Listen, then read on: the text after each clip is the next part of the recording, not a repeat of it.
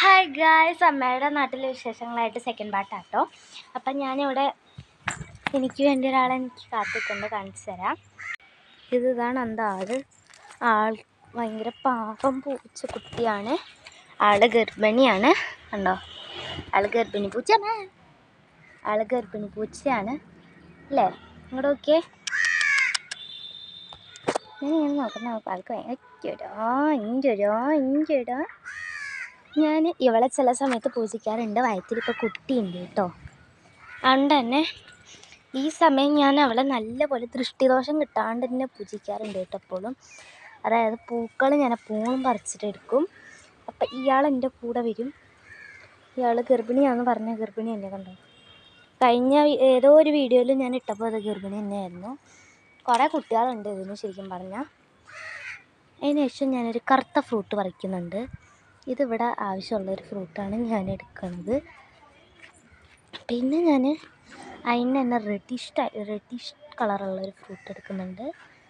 അതിന് ശേഷം ഇത് ഞാൻ കഴിഞ്ഞ വീഡിയോയിൽ ഇട്ടിട്ടുണ്ട്. എന്ത് ഫ്രൂട്ടാണെന്നൊന്ന് കമൻറ്റ് ചെയ്യണേ. പിന്നെ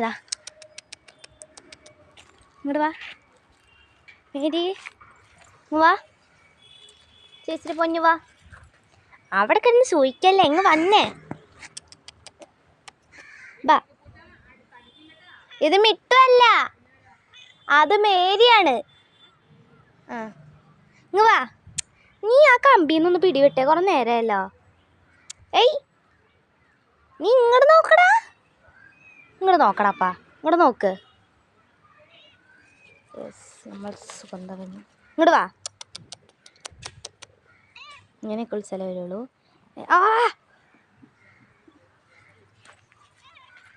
എൻ്റെ കുട്ടിക്ക് ആയുരാരോഗ്യം, നല്ല സമ്പത്ത് ഉണ്ടാവട്ടെ. എൻ്റെ കുട്ടിക്ക് നല്ല ആരോഗ്യമുള്ള കുട്ടി ഉണ്ടാവട്ടെ എന്ന് ഞാൻ അനുഗ്രഹിച്ച് വെക്കുന്നു കേട്ടോ. നല്ലപോലെ വരട്ടെ കേട്ടോ. എല്ലാ അനുഗ്രഹങ്ങളും എൻ്റെ കൂടെ തന്നെ, പൊന്നിൻ്റെ കൂടെ തന്നെ ഉണ്ടാവേ. ചക്കര പൊന്നാണ്. ചക്കര പൊന്ന് പൂക്കളൊക്കെ നമ്മൾ ഇങ്ങനെ തലയിലിട്ട് കൊടുക്കും. ഇനി എൻ്റെ പൂച്ച എനിക്ക് തലയിലൊക്കെ ഇട്ട് കൊടുക്കുന്നത്.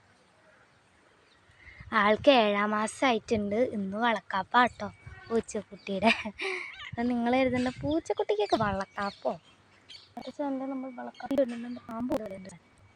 അപ്പം അടുത്ത വീഡിയോ നമ്മുടെ വളക്കാപ്പ് ചടങ്ങാണ്. ടാറ്റാ അമ്മേ.